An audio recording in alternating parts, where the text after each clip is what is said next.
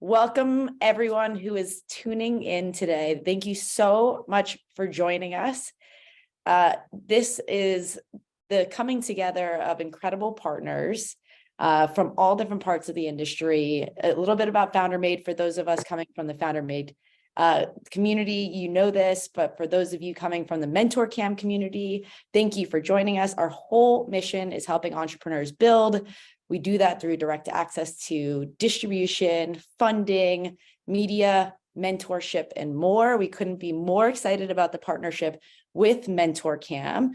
So without further ado, I would love to introduce Rune, co-founder of Mentorcam, and Billy Bosch, dear friend, both on both sides of the coin. So it's very exciting to have this conversation. If you can both just introduce yourselves a little further for our community. And for those of you tuning again today, we are talking about how to build a multi-million-dollar brand through retail distribution. Billy is an expert. So this will be a very action-packed, knowledge-packed session. So Rune, take it away. Michelle, thank you so much. My name is Rune. Thank you for pronouncing my name correctly. Michelle, I also answer to Rune. I'm a three-time founder from Norway, and I founded Mentorcam back in 2019. We launched in 2020 as a platform for founders and entrepreneurs like everyone attending this fireside chat to get access to mentors that are usually pretty difficult to access that can help them grow their businesses. And on that note, I'm super stoked to have one of our most popular mentors and good friend Billy Bosch with me as the founder of Iconic Protein. I'll let him introduce himself very quickly, and then we'll dive in. Okay. Welcome, Billy. Yeah, thank you for having me. Billy Bosch here. Have been in a few different industries, but most recently for the last decade or so in consumer products with Iconic. Our brand is all things protein. We're nationwide in stores like Whole Foods. We also sell online on Amazon and our website. So I've learned a lot through painful experiences, mostly fun along the way, and happy to share the knowledge that I've learned. Awesome. Yeah, I'm excited to dive in, Billy. So you mentioned Whole Foods, right? Iconic is in all these Whole Food stores all over the country. Yeah. I think it's super cool. I picked it up once or twice, I think, myself before I even got to know you. Yeah. And somehow I did, right? So because there was something appealing about it. So can you talk a little bit about what it is that differentiates Iconic from all these other brands that are out there? Yeah, what started originally for me was like most entrepreneurs, you want to solve your problem, right? That was not necessarily unique for me, but what I found was that I couldn't find a protein drink that didn't have a ton of sugar or carcinogens like aspartame, sucralose, artificial sweeteners linked to cancer. And so my dietitian wouldn't recommend any protein drinks out there. I had some health issues at the time. So I said, like, how hard can it be to just go create a product? Like, why shouldn't I just go do this if a nutritionist wouldn't recommend any protein drinks on market? So I sought out a solution that I couldn't find. And so I just decided, hey, I'll just create it. So, what I thought would take a few years took about 10, but had a lot of fun along the way. And it's really, I guess, just really impactful and empowering to see the product on the stores like store shelves like Whole Foods at this point. Yeah, I bet. So the differentiator is that this is natural protein. Yeah, it's whey protein casein. Exactly. Blend, and it's that just wasn't in the market when you started. Yeah, it was hard. You just couldn't find natural, and not only natural, but like no sugar-free. Everything had a ton of sugar in it or artificial sweeteners. So all of our products have zero sugar. Everything's super clean, minimal ingredients, and clean animal or plant protein. And how do you communicate this to the customer? Because when you go to a Whole Foods or when you go even to Amazon and you say, okay, I want this protein, or I want this drink, I want something that's natural, no sugars, no artificial sweeteners. But unless you read the label, like how do you get drawn to Iconic? Can you elaborate? Well, that's a great question. That's really been a challenge along the way to figure out, like, initially, I didn't want to call it a protein drink because I thought people would associate protein with working out, which a lot of people still do. It's just, protein drinks for working out. Not necessarily. Protein is what fills you up. Protein also speeds up your metabolism. So we've toyed around with different language along the way here. But initially, it was just like a healthy lifestyle beverage. And that was like this mushy swamp of like, no one knows what it means. So I Right. figured out real fast, take that off the bottle, just put protein drink on there, because I would explain it to people and your customer will tell you in a way what it is, right? And what I mean by that is when you have a product and you say, hey, this is what it is, and you say all these complicated things, and initially people say, I'm confused. Eventually they'll say, oh, so it's a protein drink. And enough people said, oh, it's a protein drink. And I said, okay, let's just keep it simple and call it protein drink. Yeah. And then people can decide what to use it for. So the real objective has been educate people on the alternative uses of protein, such as speeding up your metabolism and being a light meal replacement. Got it. Got it. Yeah. Okay.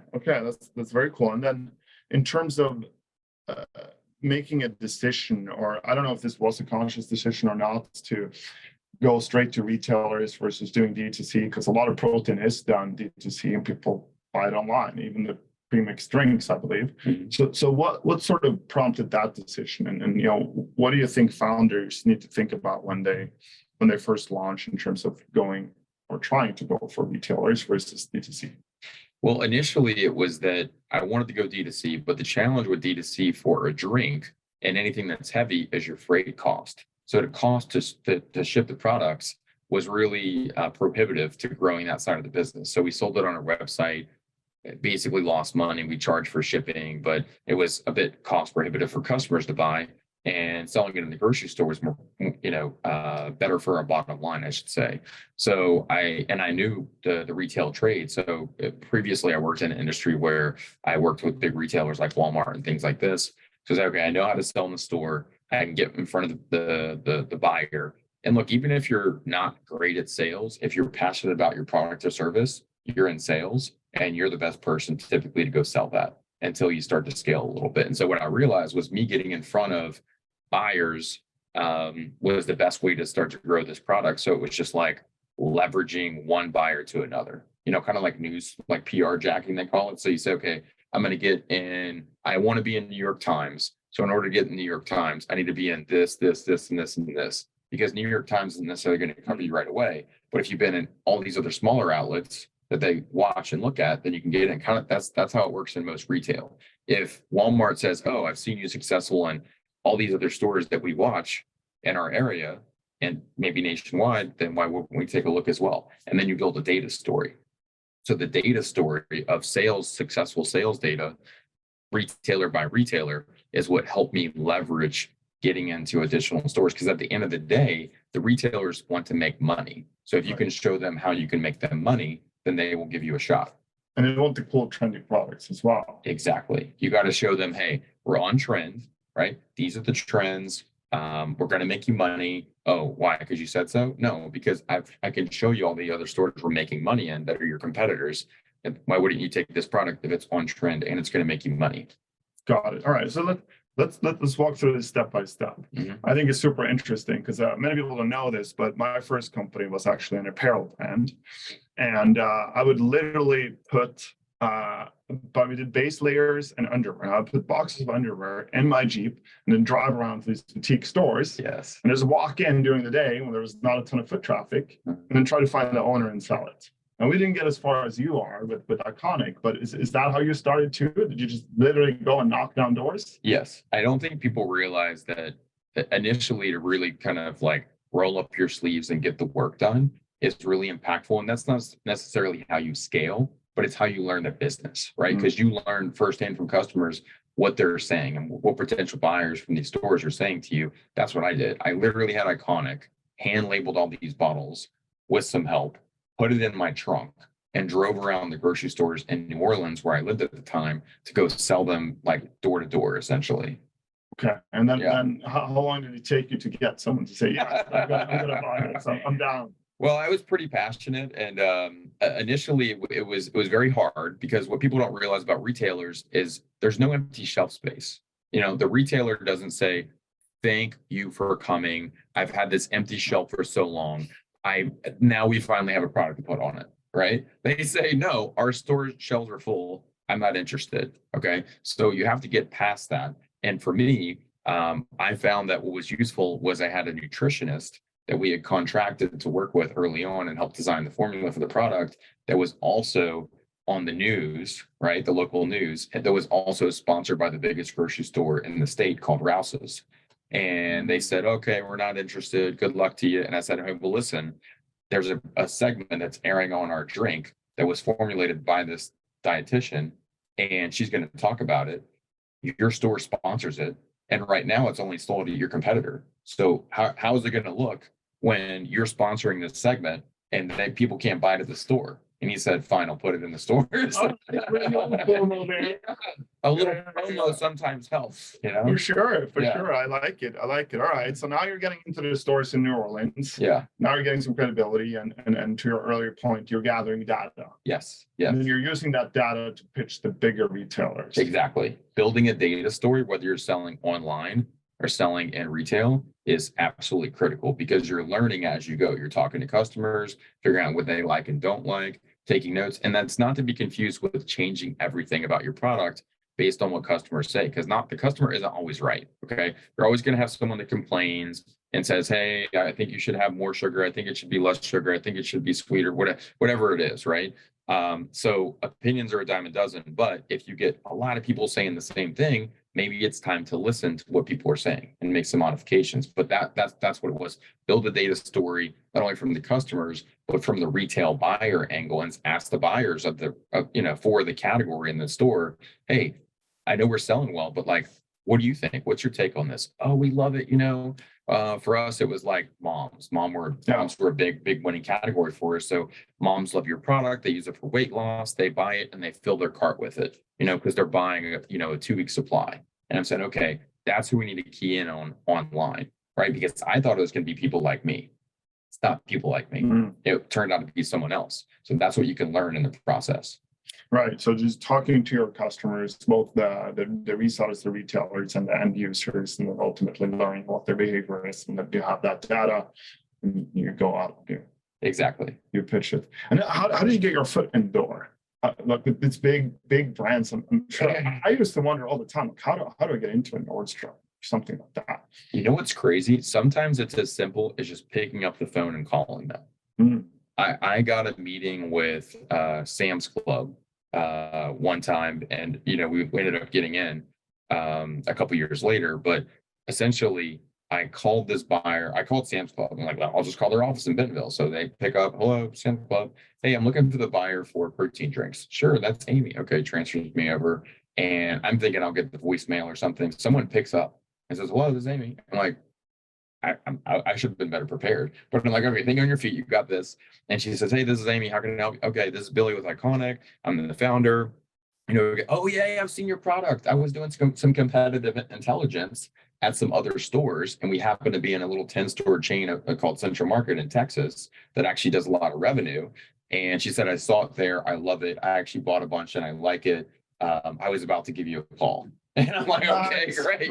So that wound up working out. And a lot of times just actually picking up the phone and calling people and figuring out, even if you don't get someone on the phone, you find out who the buyer is, because you may call Nordstrom and they say, hey, listen, yeah, we're not going to put you in touch. And you say, okay, well, I don't know who this person is. Who is the right contact? And then you can go find them on LinkedIn. You can go scrape the internet, figure out, how to get in touch with them, and be creative on how to get in touch with them. I've sent buyers canisters full of product, like big mailing tubes. I've sent ice chests full of product, like I've dropped it off like at the office in person. So like getting creative there, because they're seeing a lot of stuff coming their way. Yeah. And it's literally their job to buy. It is. I think sometimes people forget that. Yeah. And it's an analogy also to investors, right? When you're talking to investors, it's if they're institutional investors, it's their job to talk to founders, and it's these buyers' job to talk to. Right, and they want to win. Look, these buyers are graded, just like if everybody's had a job out there. I'm sure you have KPIs, key performance indicators for your job, and these metrics to that really govern the success of you and your role. It's no different for these buyers. These buyers are judged on how much revenue they bring in. There's probably some type of incentive to bring in some new products, but they're always trying to upgrade their category. So if you can position yourself to be that upgrade for that category in the retailer and get them, in good favor with management, then they're going to love you. Right. So Yeah. how can you make them look good? Right. How can you make Yeah, them yeah, look yeah. good? Part of that's data story, making them feel better about it because they're in the risk mitigation field, right? They want to make sure that they're not taking too big of a risk because they don't want to have egg on their face if they go to, you know, their buyer group meeting and they say, oh, I brought in this protein drink and my category is down 20% in revenue. Okay. Right. What did you look at their sales data before? You know, they've never been sold anywhere, but he promised me it would sell. Okay, that's not going to fly well in the meeting. Yeah, yeah, of course, Yeah. of course. So that's a good segue into my next question around starting small. Right, Mhm. you started small, Yeah. you tested it out, and then you scale. Yeah. So do you think even if you have an opportunity to scale really fast, it's good to start small? I wouldn't say I don't like to make blanket statements per Yeah. se, but so I think there are opportunities where, you know, if you have an opportunity to go scale a little bit faster, you can do it. There's been competitors of ours that have studied like a Premier Protein. Premier Protein said, hey, we're going to make the cheapest protein drink ever. We don't really care about the ingredients. We're going after like the Diet Coke consumers that want to lose weight. Okay. Well, they started in Costco because they had an in with Costco and they said, hey, we're going to undercut the pricing of all your other protein drinks by, I don't know, 20%. And they're making 1% profit, right? So they're just trying to do volume. So they scaled quickly in that channel with low margin because they had a connection in the Costco, but they knew the Costco game, right? That's kind of a rare example of that. Mhm. A lot of people that try to go big initially fall on their face because you don't get the pricing right. I mean, those are razor thin margins, you know, Right. or they don't get distribution right. And a lot of times you only get one shot with a big, you know, Kroger or Walmart or Nordstrom or wherever the retailer is. So you want to make sure you perform. So I prefer to cut my teeth on the smaller regional retailers so you can understand what the value proposition should be for not only the retail category buyer, excuse me, but also the end user customer. Because you may figure out, I've got a product and I can get in with Walmart, but if you're on the wrong aisle, if you're on the wrong shelf, maybe it doesn't sell. So learning that early on is absolutely critical to increasing your chances of success. Yeah, because you don't want to mess up when you have those opportunities. No, you don't want to mess that And up. yeah, I think getting on the right shelf that is very impactful. I Yeah. was just thinking about I saw a commercial for 5-Hour Energy, Yeah. and they're always there, Yeah. always there. Whenever you walk into a 7-Eleven or something like that. Yeah. So Yeah, and they really figured that out, they matters. figured out where to be. Like we want to be there. Like Stacy's pita chips is an example. They're always in like the dip section in the bakery, right? Because it was hard to get on the Frito-Lay aisle. That was all the chips, right? So we'll just go sell it over here. And it turned out that works really well. So they just scaled in that section of the store. Can you impact that? Can you impact where in the store your product is located? Yeah, a lot of times again, back to building a story, building a data story and building a story of why the customer is going to like it in that section and why it's a value add for that buyer, because a lot of times it's different buyers for those categories. So in the grocery store, you have a different buyer for the bakery than you do for functional beverages almost every time, even Right. in a store with literally a 3-door chain, right? They'll have different little buyers and they're very territorial. They say, well, if you're in our section, you can't be in their section because Mhm. they're all graded on the revenue that they earn for the category. But revenue can't be, you can't have a revenue driver that's the same product in both aisles, if that makes sense. Yeah. Like if you're in one, you can't be in the other. They don't get credit for it.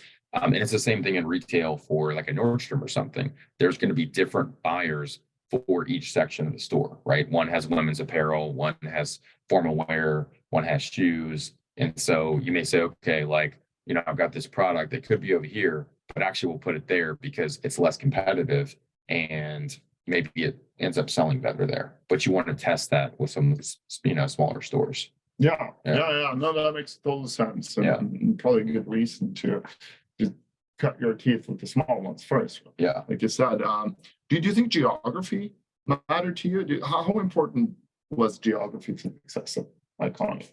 For me, geography mattered because I knew the Southeast US really well as a guy that's from Louisiana. And so I said, I'll start in Louisiana. Not a lot of people in Louisiana. I think we're at like 4 million people for the whole state.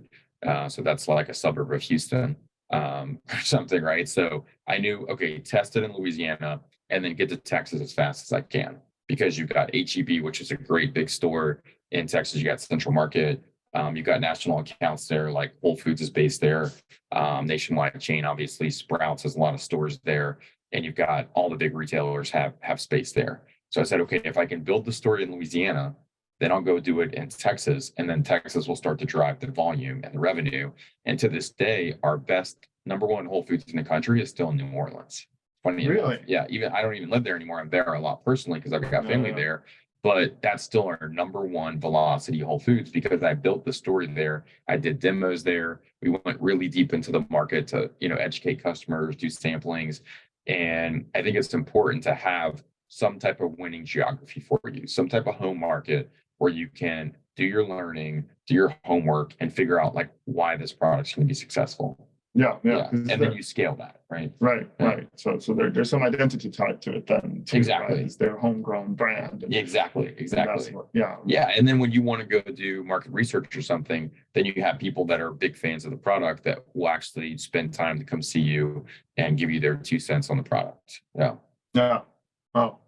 No, that makes perfect sense. And let's talk a little bit about distribution strategy and how you approach that, because one thing is cold calling, and I know there are a lot of trade shows as well. Oh yeah. To attend. Was that a big part of your strategy as you were scaling? Yeah, it was a pretty big part of the strategy. I mean, for us, if you want to be in retail, a part of retail is trade shows. Mm-hmm. Part of retail is going to, there's a big one called Expo West. There's regional trade shows, there's distributor trade shows. So it's critical to understand the distributor game, understand like how the distribution works, and if you can sell direct to a store, because sometimes it's more beneficial to sell directly to a store because you can save on that middleman cost. Sometimes it can actually be more expensive because they order a very small parcel. So instead of getting the discounted freight, you're then spending a ton of money to ship it directly to all these stores in small packages. So understanding the distribution game, but also making contacts there to figure out, like, for instance, an H-E-B is the biggest grocery store in Texas. I got a meeting with H-E-B with the buyer there because of the distributor. So sometimes the distributors can actually help you get into the stores, right? Because they have a standing meeting with the buyer and then, okay, I'm going to go in when they have a meeting. Other times you may say, hey, listen, like, I want to cut out the distributor. I don't want to work with them. But most stores that I've dealt with, most retailers in general, they want to see some type of distributor, relationship, because the store doesn't want to carry you unless you have distribution. The distributor doesn't want to carry you unless you have stores. So yeah, chicken and the egg problem, right? Yeah, tough to solve. It is tough to solve. So the unlock for me was to say, hey, let me get an initial commitment from a retailer. And when I went to the retailer, I said, if you can give me a commitment, don't promise, but give me a commitment that if I have distribution, then we're good to go. So then I took that to the distributor and I said, hey, look, I've got 300 stores that want to carry this. Let's turn on distribution. And okay, now so sometimes you can use that to get the other one. Because you get leverage, right? Yeah, and that creates the money in the bank from the distributor. Exactly. It's an easy sell. Again, the distributor doesn't have empty trucks. They don't have empty shelves in their warehouse. Yeah. Right. They want to make sure they're in the risk mitigation game as well as the revenue game. So you got to figure out how to mitigate their risk and show them that you're going to bring in more revenue for them. Yeah. So building relationships with these distributors. Yes. That's key. And did you use trade shows a lot to do that specifically? Because I know a lot of times, I mean, me, for example, first time I went to a trade show, magic show in Las Vegas, I was pretty green. I didn't know what I was doing. I had all these products with me. And I was thinking, as long as I can get some floor space to showcase these products, then everyone's going to want to buy them. Perfect. So I did that. And then no one really came by. There's so many. So I tried figuring out ways I could hack it. So next time around, I didn't do this at all. I just didn't have floor space at all. I actually just offered to drive people from the airport before Uber and Lyft and stuff like that. Oh, smart. Right. And I had a bunch of product in the backseat. Yes. Like, hey, what is this? Oh, that's my brand, right? Oh, by the way, that's my brand. Yeah. So I started realizing that relationship building kind of mattered, but obviously you built a pretty big brand. So But look, initially, I just walked the trade shows. Initially, some of these trade shows can cost you $20,000 or $30,000. Exactly. So I would just they call it suitcasing a trade show. So you just go in, I had a backpack full of iconic samples, technically not look favorably upon by the trade show gods, right? But they say, whatever, I'm going to get in and I got to hustle here. So instead of paying $20,000 or $30,000 for a trade show booth, I just had a backpack full of product and I set up meetings. I said, hey, I'm going to be at this show. And the buyer would say, oh, what booth are you? I said, hey, we don't have a booth, but I can meet you, at the show between this time and this time or whatever, right? So I would go meet them kind of when they had a break in their schedule at a coffee shop or something and just talk to them about the product because they're already there, right? So you buy them a cup of coffee or buy them lunch or just go meet them to say hello. A lot of times they're generous enough to give you a few minutes and then you can get in front of them. And so I don't necessarily know that you need in the startup days that you need the booth space. But it's definitely beneficial to go walk and see what's happening at the show, right? Yeah. Walking around, and then I like the buying lunch thing because the food at trade shows always suck. It sucks. It's so Terrible, bad. It's right? so bad. There's You're getting stuff and some garbage, like bad sandwiches or whatever. Yeah, exactly. Yeah. And in your case, you can offer them some product too. Oh yeah, exactly. Right. I'm like, Obviously, who needs lunch when you have iconic? Yeah, exactly. Love it. Okay, so we talked a little bit about relationships with distributors, with retailers, and how that's important to nurture. Now you've grown Iconic quite a bit, and eventually you took on some external funds. Yes. At what point did you do that, and why? The challenge with beverages is, and I'll use, because we make beverages and protein powders, right? So I'm going to give you like some high level numbers. Let's just say in order to do a production run of our beverage line, the capital just for the minimum production run for 3 flavors is going to be like $300,000 to $400,000. So $300,000 to $400,000 investment. And then you're not getting that money back for 6 to 9 months because you have to pay for all the materials, run production, warehouse it, get it in stores, ship it to stores. Eventually they pay you. They're going to put you on 60-day terms or something like that.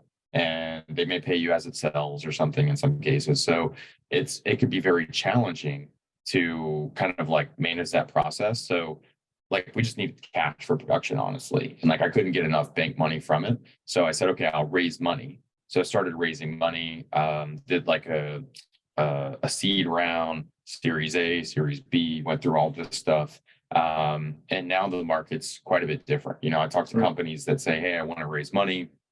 And I say, well, why do you want to raise money? And can you do it without money? Because the market has changed quite a bit over the past few years, such that the money is out there, right? Don't get me wrong, money's out there for investment, but by and large, people want you to be profitable. They don't want to see your financial model that shows you're profitable like in 2, 3, 4, 5 years, right? You're seeing it in tech, you're seeing it in consumer products, you're seeing it all over. And so I think the smarter way to build a business, and what I would advise myself if I was starting a business today, is like, look, man, be profitable. Find a way to be profitable ASAP, ideally from the first sale, and then the money will come because people will want to invest in your company if you have growth and profit, right? And if they don't want to invest, who cares? Maybe you grow less, but you can still run your business. You're not reliant on that. I think what's going on right now in consumer products is akin to the 2008 housing market crisis, right? Where you have this big bubble that burst and you've got tons of consumer product companies that have raised on revenue multiples and all this kind of stuff. And we did that as well. But now the money's not out there. For companies that are losing money, that are have previously run on a revenue multiple, by and large, the money's drying up very quickly.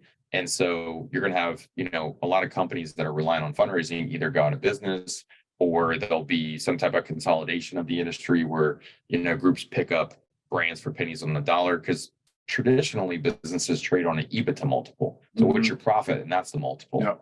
And these crazy worlds of tech and, fancy natural consumer products, right? There's a lot of hype, so they trade on a revenue multiple. That's changing right now.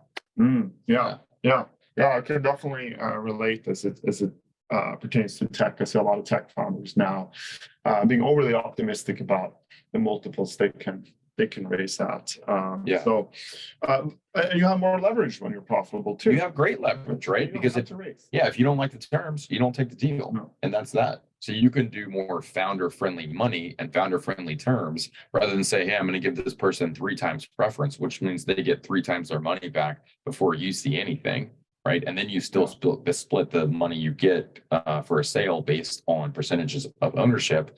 Well, then you say, hey, look, like we're going to have the same stock. We'll just all do common stock, right? And there's no preference. So if we sell the company one day, we all get money back at the same time. Yeah.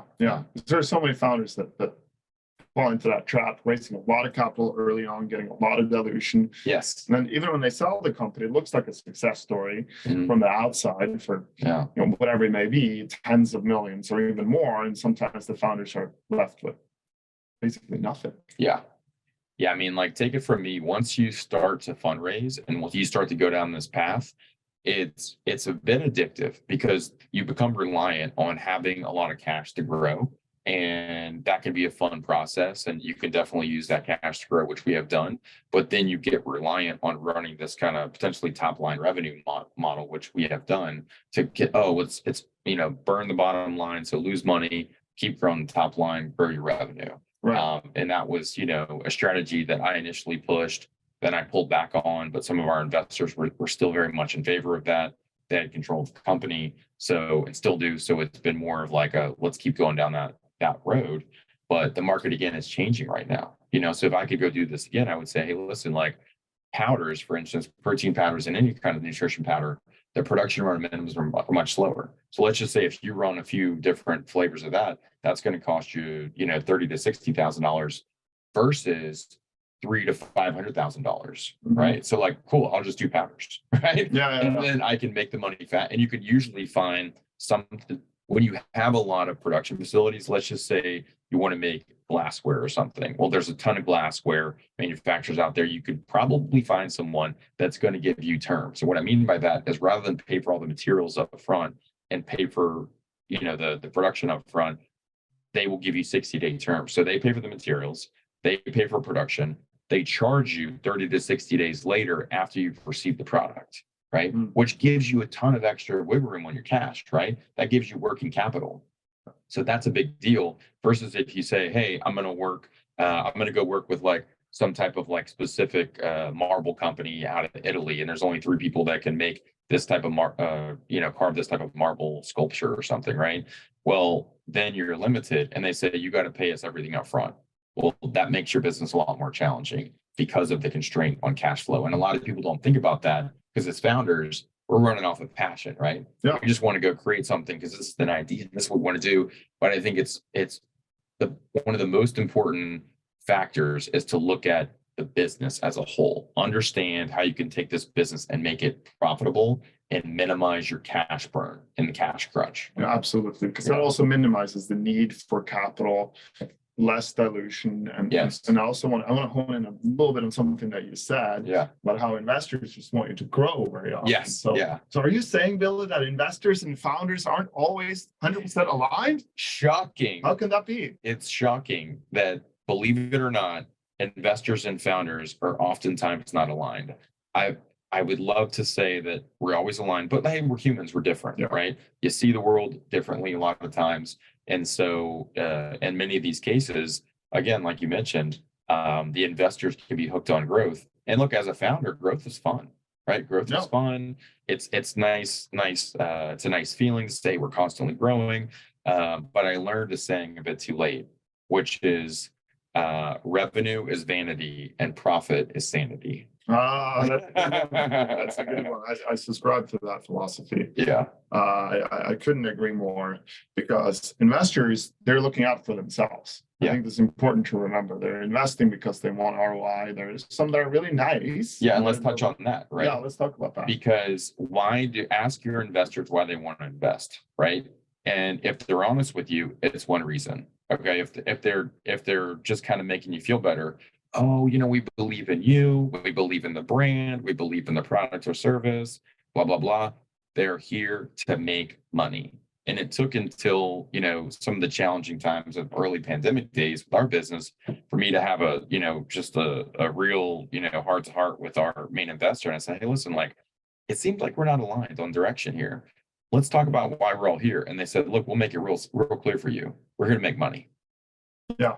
And that's something that I should have realized early on, because I'm not going to fault them for being here to make money. They're investors. That's what they're doing. Okay. Their job is to make money. Exactly. So, I was thinking, okay, we're mission aligned and brand aligned. And I think initially there was some of that. But when time gets tough, it really boils down to one thing. It's like, we're here to make money. Okay. So if you can't make the money, then you may be out of there. Yeah, absolutely. And I think that's something that's easy to get wrong early as a founder, because the investors are supportive early, because there's a lot of promise that they're investing in, right? They should be supportive along the way too. But to an investor, if you're growing, you should just keep burning, because you can just raise more money, right? Yeah. And that's good for them, because their equity is protected more than yours in many cases, if they have good terms for them, right? But they keep diluting you as a founder. Well, there you go. You touched on it, right? So if you keep raising money and the investor keeps putting in money, then they keep getting more and more of the company. And the more that your company is reliant on fundraising, the less leverage you have, right? So if you go to raise money and your company is losing money and you say, hey, we want to raise more money. Well, all right. Well, especially right now in 2023, it's like the fundraising market just sucks right now. Let's be clear. Okay. So not a great time to raise money, probably the worst time in the last 10, 15 years, especially for consumer product companies. And so, but if you're profitable and you say, hey, listen, maybe we'll raise money, maybe we won't, then all of a sudden people are more interested, right? And if you're out there, and again, if you're up against the wall and you say, hey, we're facing, a loss this year of $1 million and we need cash in the next couple of months to keep this going. Well, they say, hey, we'll give you the cash, but you may not like the terms, right? So just like if you're broke personally and you need to spend money, you're probably going to go use your credit card and pay 20% interest. You're not going to like the terms, but you should have saved money, Exactly. You're forced to do it because you didn't make smart decisions. Exactly. Earlier. Okay. Yeah, I like that. The focus on building your business, basically keep burn low and focus on profitability. Sounds like sound advice, especially in these times, but I think also at all times. At all times, really. I mean, this is a real calling of the herd, so to speak, and it's a real time for business owners and startup founders and people that are aspiring founders to really think through how to create a healthy business that creates profit and provides that value add service or product for consumers. Because this is the opportunity, and it is a big opportunity for people to not only start those brands, but grow those types of brands. Because if you do that and you have something that people love and they buy regularly, and it's profitable, the money will come, whether it's from the consumers or from the investors, and it will come basically on your own terms. Yeah, exactly. Well, once you start doing really well, the investors will approach you. Yeah. And they'll ask you, exactly. Can I please put money into this business? Yeah. That's how you create leverage. That's really well said. So we do want to open up to some questions from the audience as well. I see we got a few in the Q&A there. Guys, great job. I wanted to jump back in. I got a note from the MentorCam team that there was so many questions. First of all, Billy, you're epic as always, or let's say iconic, not to be a dork, but Thank you. I appreciate right? That. So there's tons of incredible questions coming in. To name out a few, there's one from someone named Jennifer. Jennifer, thank you for throwing this question in. The question is, what if you are a new brand without a data story? What can I tell the buyers that may help in giving me a chance? Billy, what do you got? Yeah, great question. So I get it. At some point, somebody has to take a chance, right? So you're in the game, Jennifer, of risk mitigation for this buyer, right? So what I mean by that is, how do you mitigate the risk? Number one, you show them you can make them money, right? So maybe it's not other stores because you're not in other stores, right? Maybe you could sell it online first. If you haven't sold it online, maybe worth a try. If you're not able to do that for whatever reason, how else can you mitigate that buyer's risk? Because they're worried, their fear is that they're going to bring this product in and it's not going to make money. So if you can show them, hey, listen, I've done my market research. People love this product. Maybe you're using comparables. Maybe you say, hey, listen, I'm making this glass. There's another glass company over there. They're selling like crazy. we're just a different player in the category. So you're showing them a competitor and using the competitor as leverage to get in, because that category is starting to grow. You talk category growth. So you can still talk data if you don't have data, because you can say, listen, I did my homework on this category and I can see, by Nielsen estimates, because sometimes this data is published, the category does, 500 million in revenue. And this competitor, there's tools on Amazon you can check, like Helium 10 and Jungle Scout, where you can actually view the revenue of products on those platforms. So you can say, hey, it checked on Amazon and they're pulling in, $500,000 a month. And I know that, we can carve out at least a portion of that based on this product. So like, what do you say? Give us a shot. And if they don't give you a shot, I'd keep knocking on doors and calling people. And one other way to do it is say, hey, listen, like, if this product doesn't sell, and I keep this in the back of my pocket, I don't offer it first. If the product doesn't sell, I'll buy it back, or I won't charge you for it, right? So that's always an option to mitigate their risk.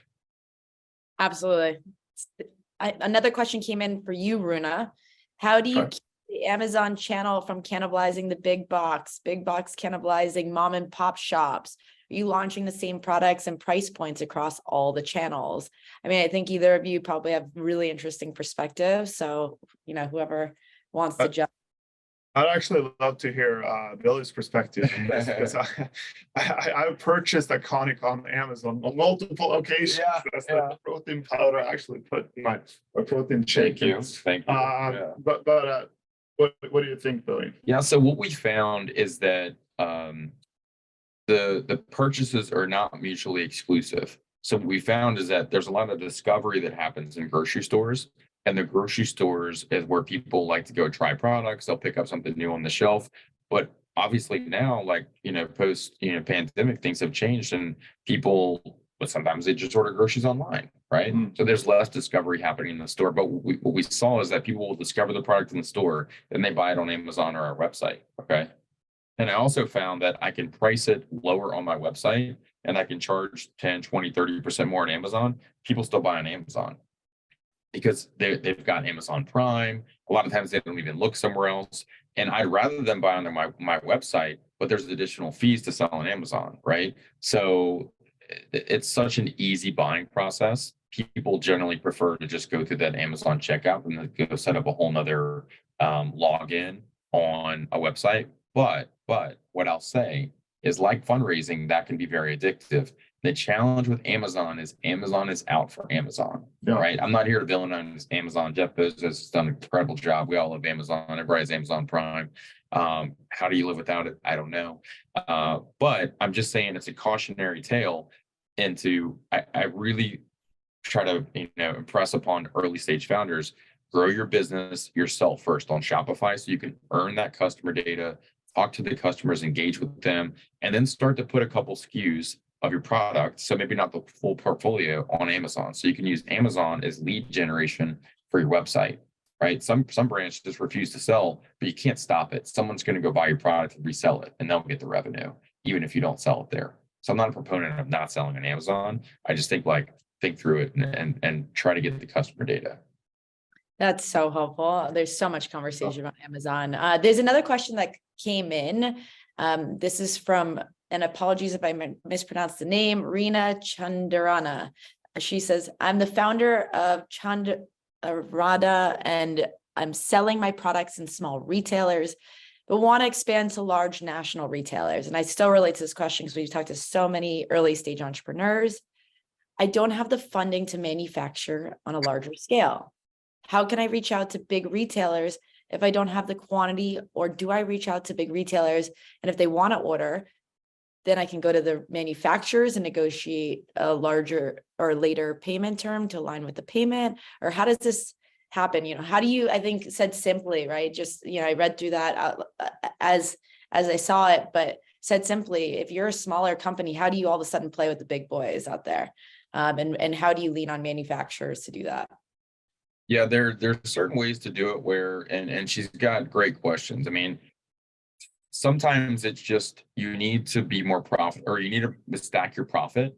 And then that way you can go finance your own inventory when you're ready to go sell some big box, right? That's probably the healthiest answer I could think of.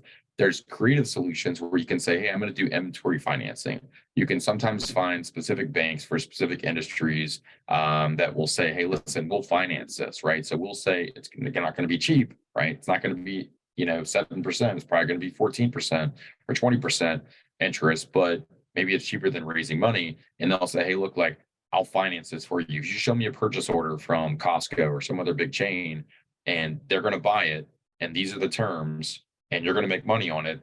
I'll give you the money to go pay for that. And you just give me my 14% per month, right? So there are opportunities to do that, but that can be a slippery slope, right? What I really impress upon people is like, you got to find a way to finance this on your own.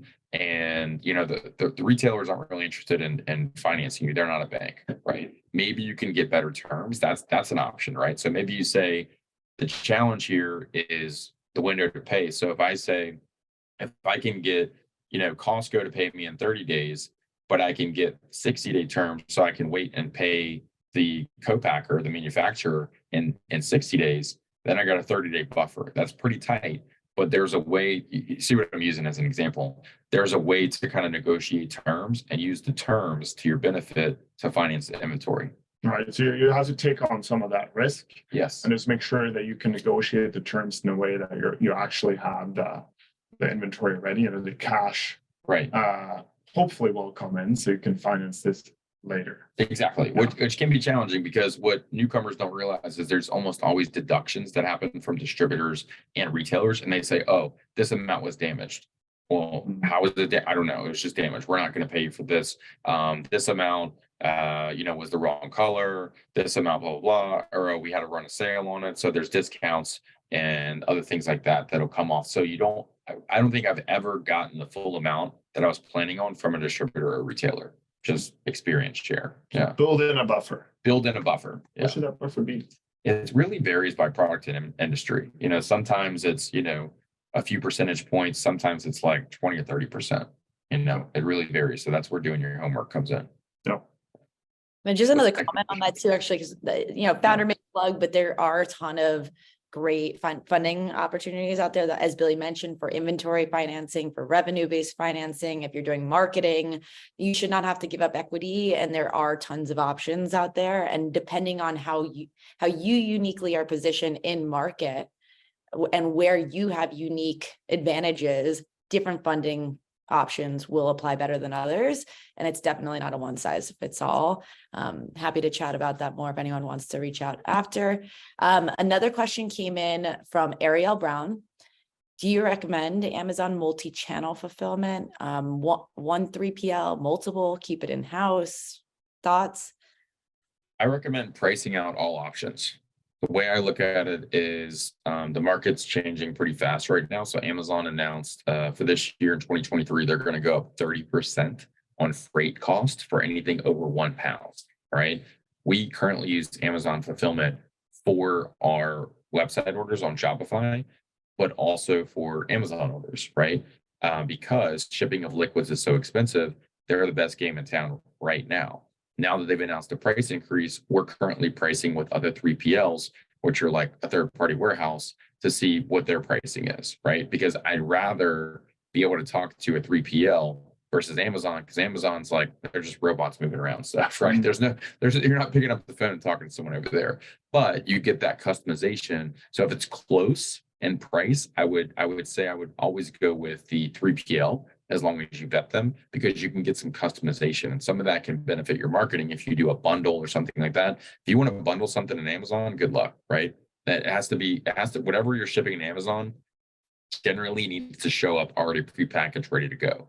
Versus if Rune has a warehouse, I'm going to say, hey, Rune, I want to run a chocolate special this month, and I want you to put all my chocolate products together and ship them as one. And oh, by the way, that new product that I sent you, throw 1 bottle of that and all the shipments to go out for the next 30 days and put a coupon in it, And so you can do stuff like that to incentivize trial. That's not going to happen as easily at a place like Amazon. That's great. Another question came in. I love this question because, sales, obviously, this whole conversation is about sales, and there's so many ways to do it. Brokers, distributors, wholesale marketplaces. So this question touches on that a bit. And it's, what are your thoughts on wholesale portals like fair.com or helloabound.com versus a team of salespeople? I don't have experience with the portals. I don't know if you have you dealt with any of the portals? I did actually. I used to do stuff like Touch of Modern and these types that did specials just to get the product out and sell sometimes excess inventory. I found that it was a way for me to get the product into people's hands that otherwise wouldn't buy it. Okay. But as a scalable strategy, it was only a small portion of what I did. Okay. But again, also somewhat limited experience with it. I don't know, Michelle, what are your thoughts? I have some thoughts. I've had a deep conversations with fair.com, and depending on the product category you are, it's a great solution, and it's just part of a matrix of sales channels.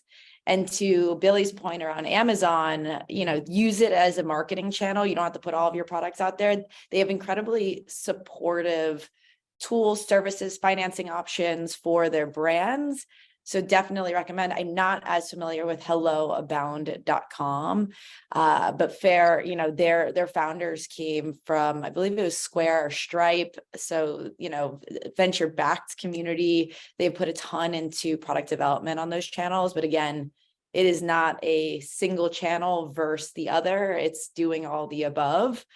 Brokers, distributors, wholesale platforms, and salespeople should all be part of that ecosystem of sales support for you.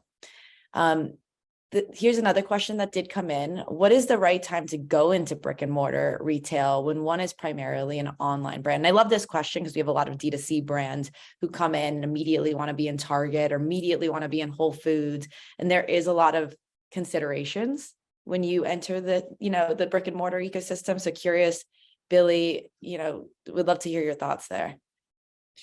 Yeah, I mean, especially with some of the iOS changes, there's a lot of brands that are saying, hey, I talked to one brand recently that had, they went from $8 million in EBITDA down to $1 million in EBITDA because they were acquiring all their customers on Facebook. And now they're like, they're only selling online right now. They're like, we're going to retail and we're going big because they know that they can get, their customers online to go buy it in stores that they already have.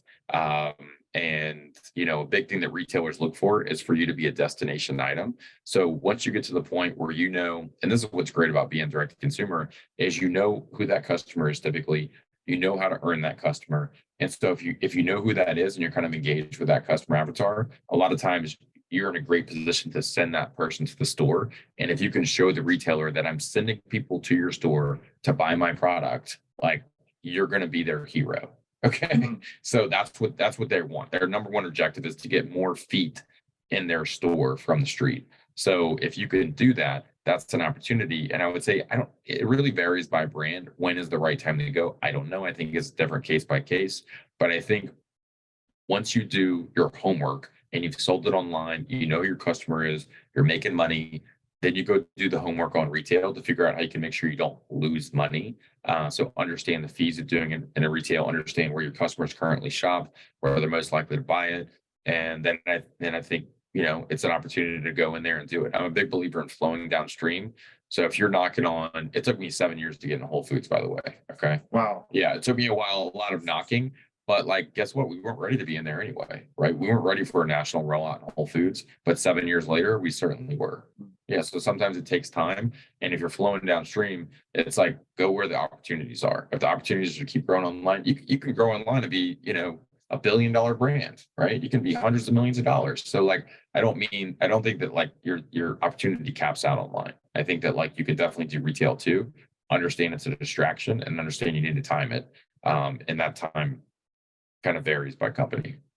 Oh. Yeah. Oh. Just another comment there. Whole Foods is such a popular channel for so many of our food and beverage brands. And I got to spend some time at Expo West with the foraging team from Whole Foods. And, their comment was sometimes founders build brands online, but they don't realize it exist in Whole Foods because of their ingredients, because of their packaging, because of some other detail. A lot of these retailers do put that information out there. You might have to search for it, but they put the criteria that they require to be a product on their shelf. And so as you're in product development, do your research ahead of time so that you don't have to take a few steps back to be able to accommodate that retailer once you've, gotten so far and you have a brand and market. So it's just things to think about. In a lot of ways, you can, work backwards to engineer the outcome that you're hoping for. But moving on to the next question, we have a question from Sam. He says, we got our product made in China. Would it be a terrible idea to have our manufacturer ship directly to these retailers? It would be much cheaper for us, but my concern is that they might cut us out completely. Does stuff like that happen? I think you're thinking about it the right way, because if you can mitigate your costs, right? If you can reduce your cost, then that's certainly an opportunity to pick up more profit. And as brands get bigger and consumer products, a lot of them will say, hey, listen, we'll have, Costco pick it up directly from the manufacturer, or we'll have the manufacturer ship it over. But if I would say I would manage the shipment, versus, I get it, that is a risk that maybe they cut you out of the loop. So you have to find a way to provide enough value so that you don't get cut out of the loop, right? Or have some type of agreement that prohibits that. But again, that's where trust and business negotiations are really critical. But it's smart to think about, how can I reduce the cost and potentially ship directly in full truckloads? Yeah. That's What's next? Yeah. We have a few more questions here. And actually, just before we jump and hit those, one other point, because FAIR did come up, and somebody on from our community listening in said that they are in 900 stores on FAIR. And this is a great just add-on note that I didn't cover. It is a great channel for getting into smaller retailers. Those smaller retailers are not subject to the buying practices that the larger retailers have to consider. Usually, as a founder of a boutique, that can make a purchasing decision almost as though it's a general consumer. It is that easy for these boutiques. They don't have the red tape that the larger retailers have. So when you think about FAIR, some of these other channels, it is good to think about who you're trying to go after and if those boutiques align, but it is something to think about. Another question came in. What is the best way to drive customers to your website? Social content, SEO? Should we be focusing more on SEO optimized web content to drive customers to the website? Curious to get your perspective. Initially, I'd say I like to try different things. So I try a mix of SEO, some influencer and affiliate work, some collaborations with other brands, and then figure out like what works, most importantly, but also what you're good at. For instance, like some brands like an Athletic Green said, hey, look, we're going all in on podcast advertising, right? Podcasting and influencers. And that's what they spent their budget on, and it worked really, really well. I would say with Iconic, we spent too much time splitting our budget 7 different ways. So we'll do a little dusting in podcasting. We'll do a little bit of blogging. We'll do a little bit of email campaigns, a little bit of SMS. So like pick like 2 to 3 methods once you've done some early testing, and then go all in on those. That's how I run my businesses now. Right? Test fast and iterate. Exactly. Test fast, iterate. Yeah. And then go deep on the channels that are working for you for marketing, versus doing like 10 different things for years on end. And nothing's going to work. Yeah, then nothing works because you're not putting enough money in. It's just like spreading it really thin and nothing's working because you're not really invested in it. Yeah. Versus picking a few, like you said, and then iterating really fast once you discover what works and what doesn't. Totally. And look, now everybody's saying, which is true, audience is the new oil. So if you can pick up more audience and you can build like a real following around like the content around your brand, then like you don't necessarily need all this other stuff, right? You're just getting people coming in organically. That's awesome. So we're down to the final minute here. I'd love to wrap up this conversation. For those listening in, thank you so much for being engaged, for submitting incredible questions. This is what this is about. There is no bad question, stupid question, etc. Mentorcam does an incredible job linking you with people like Billy and beyond to answer questions like this. There's an incredible subscription they run to offer that opportunity on a regular basis. FounderMade, we have our upcoming shows where you can meet Billy and more Billys out there that are just packed with knowledge like this, along with meeting retailers, investors, editors, and beyond. For those of you with questions about the revenue-based financing or anything else we covered, I saw a couple of those questions come in. My email is michelle@foundermade.com, or you can write partnerships@foundermade.com. To register for our events, you can go to our website. Rune, do you want to add a couple of comments on how they can get in touch with you? Anything else you'd like to add? Go on mentor.cam/Billy Bosch, and you'll get all your questions answered one-on-one with Billy. That's one way to do it. But we'll send out some more information to everyone about MentorCam and how you can engage with us post this session. So look out for that email. Amazing. Billy, anything else to add? No, I mean, I'm always inspired to hear people's stories, and hopefully this was informative and not discouraging for people. I'm not trying to be a Debbie Downer in any sense, but I want to give people advice that I did not get in the early years of Iconic. So whether it's me or someone else, I'm a big believer in mentorship. The reason I got where I'm at and the reason I'm going to keep going beyond this is because of the people I surround myself with. And things like MentorCam are a great way to kind of try out talking to different people. I wish this existed early on, and going to the FounderMade shows. I'm always shocked at like all the cool stuff that happens when you go meet people in person, and when you get to talk to people that have built really cool brands that you admire. So I would say both of these things are great to explore and invest in yourself. And this is what these platforms do. I'm not necessarily benefiting from saying this. It's just like, it's true. Investing in yourself for platforms or just continuing education is going to help you go the distance.